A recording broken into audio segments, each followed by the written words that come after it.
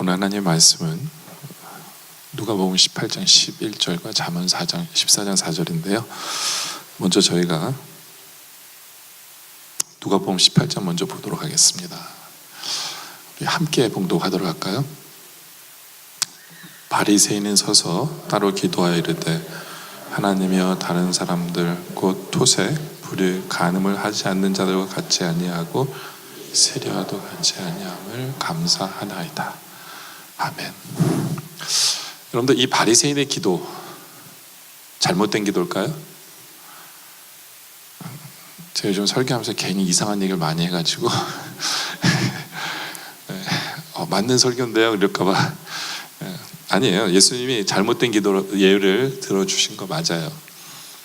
근데 배울 건 없을까요? 이 기도 속에서 우리가 배울 건 없을까?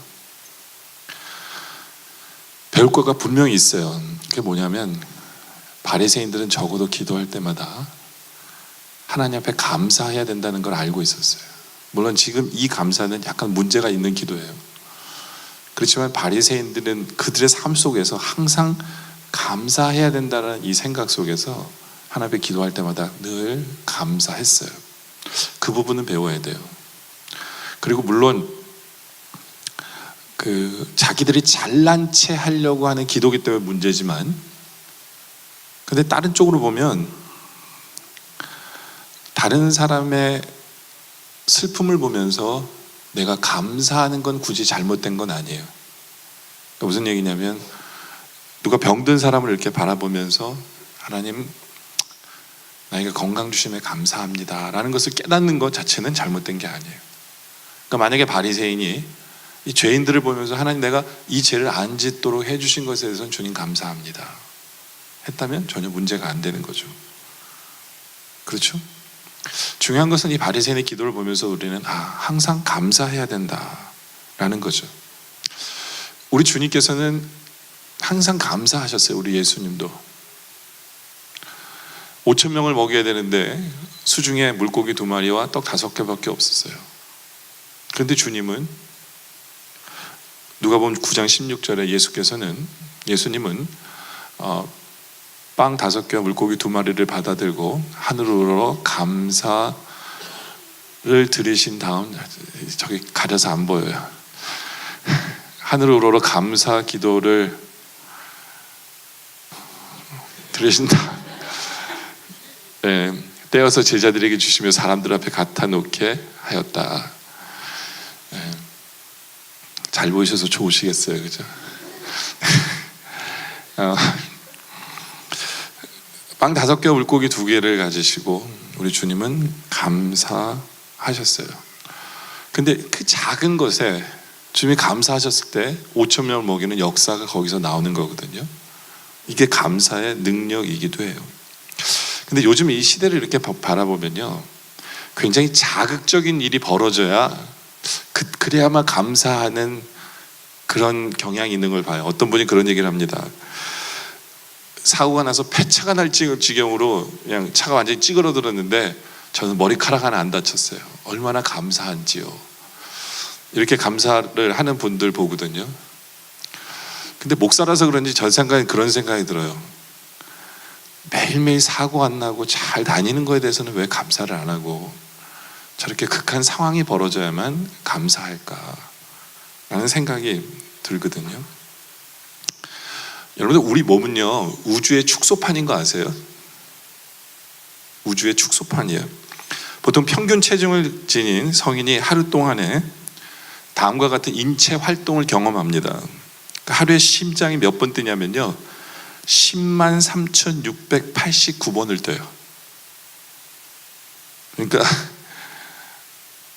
이 중에서 1,000번만 안 뛰어도 여러분들 죽는 거예요. 10만 번 이상을 심장이 뜁니다. 하루에요. 생각해 보세요. 하루에 그러면요 1년이면 몇 번이고 여러분들이 70년을 산다 그러면 도대체 심장이 몇 번 뛰고, 근데 그 심장이 계속해서 고장 안 나고 뛰고 있는 게 얼마나 감사한지 아세요? 그렇지 않아요? 그리고 피는 하루에 2억 6,880만 킬로를 움직인대요. 그러니까 여러분의 이 피가 여러분의 이 온몸 핏줄을 따라서 계속해서 움직이는데, 예? 거의 2억 7천 킬로미터를 계속 움직이는 거예요. 근데 그 중에 하나 핏줄이 딱 막히잖아요. 뭔 일이 벌어질지 몰라요. 근데 이게 안 막히고 도는 거잖아요. 그렇잖아요. 여러분들, 우리는 하루에 23,040번을 숨을 쉰대요, 보통. 네? 그 중에서 3,000번만 숨을 안 쉬면 여러분들 골로 가는 거예요, 그냥. 그리고 우리는 이게 하루를 움직일 때 750개의 근육을 움직이고요. 여러분의 뇌세포는 하루에 700만 개가 움직인대요. 그 대우주가 우리 몸 안에 있는 거예요, 여러분들. 그 중에 하나라도 오작동하면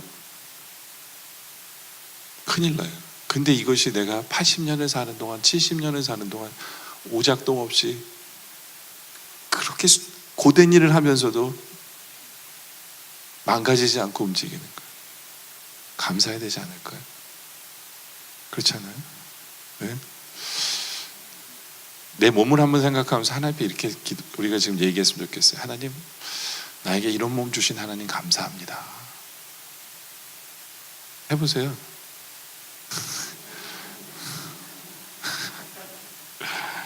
네. 이 몸이 제대로 움직이니까 여러분들 이 자리에 와서 예배 드리시는 거예요. 이 몸이 제대로 움직이니까 우리가 나가서 일하는 거예요. 네? 그렇죠? 그렇게 생각하면 예배 올 수 있는 게 얼마나 감사한지요. 일 다닐 수 있는 게 얼마나 감사한지요. 네. 1차원적인 사람들은 보통 형통할 때, 잘 나갈 때, 평안할 때 감사해요. 남편이 돈 잘 벌어오면 감사하고, 자식들이 소관성이면 감사하고, 온 식구들이 건강하고 하는 일마다 척척 잘 되면 누구나 감사할 수 있어요. 근데 우리는요, 제가 여러분에게 한 가지 감사를 이렇게 서제스하자면 존재함에 감사합시다 라는 얘기를 하고 싶어요. 내 남편이 존재하는 것에 감사하고 내 자식이 존재하는 것에 감사했으면 어떨까. 잠언 14장 4절에 보면요, 소가 없으면 구유는 깨끗하지만요, 풍성한 수확은 소의 힘에서 나오는 법이다 라는 거예요. 여러분들 멀리서 이렇게 소 우리를 보면요 되게 멋있게 보여요. 근데 가까이 가면요 이 소똥 냄새가 진동을 해요. 근데 생각해 보세요. 소 우리에 소가 없으면 큰일 나요. 그렇죠? 그 소가 있어서 해내는 일이 얼마나 많은데요. 소가 있음으로 인해서 얻는 게 얼마나 많고 감사할 게 얼마나 많은데요. 그 소는 있어야 돼요. 그렇죠? 소가 존재하는 것에 대해서 감사해야 된다는 잠언의 얘기예요. 여러분들, 우리도 마찬가지예요. 내 속을 팍팍 긁는 남편이지만 존재함에 감사해야 돼요. 그렇게 바가지를 긁는 아내지만 예? 있음에 감사해야 돼요. 지금 예배 드리면서 내 설교도 못 듣게 옆에서 바스락거리는 이 애를 바라보면서 짜증이 날지 모르지만 예? 옆에 있으면 얼마나 감사한지 예? 감사해야 돼요. 존재함으로는 감사할 게 얼마나 많은지 몰라요. 왜냐하면 불편함보다도 있기 때문에 우리가 누리는 게 얼마나 많은데요. 여러분들, 이런 말이 있어요. 자전거 페달을 세게 밟을수록 맞바람은 더 받으쳐요. 그렇죠? 그러니까 우리가 빨리 힘있게 신나게 가면 그 맞바람의 그 저항은 더 세지만 그것마저도 축복이거든요. 그것마저도. 그렇죠? 여러분, 좋은 것에는 어려움이 따라와요. 그러니까 우리에게 자식을 허락하신 거는 그 좋은 것에 맞바람이 따라와요. 근데 그걸 어떻게 바라보느냐에 따라 그 맞바람이 와 시원해 이러면 되잖아요.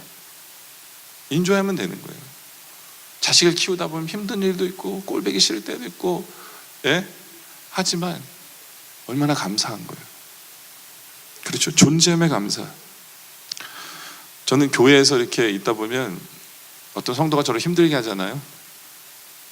그럼 저는 그때를 떠올려요. 언제를 떠오르냐면 이 성도가 처음 우리 교회 와서 우리 교회에서 새가족반 훈련 받을 때 내가 얼마나 이 성도 때문에 기뻤는가를 생각해요. 네. 천하보다 귀한 영혼을 보내주신 그 하나님.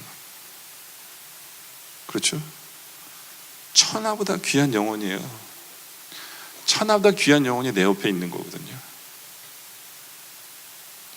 이 세상 무엇으로도 돈 주고 못 사요. 이 영혼은. 그런 영혼을 하나님께서 보내주신 거죠. 그 사람이 내 옆에 있고 나와 같이 예배드리고 있잖아요. 함께하고 있잖아요. 그렇죠? 얼마나 감사합니까? 그렇잖아요. 나의 주 예수 그리스도께서 이 사람의 죄를 위해서도 십자가 달려주신 그 영혼이 얼마나 아름다운지 몰라요. 얼마나 귀한지 몰라요. 우리 예수님이 얼마나 귀한 걸 안다면 이 사람이 얼마나 귀한지 몰라요. 왜냐하면 내가 사랑하는 예수님이 이 형제를, 이 자매를 위해 죽으셨기 때문에 이 사람이 존재한다는 건 얼마나 감사한지 몰라요. 그렇죠? 우리 옆에 분에게 이렇게 손잡으면서 이렇게 얘기해 볼까요? 옆에 계셔 주셔서 감사합니다.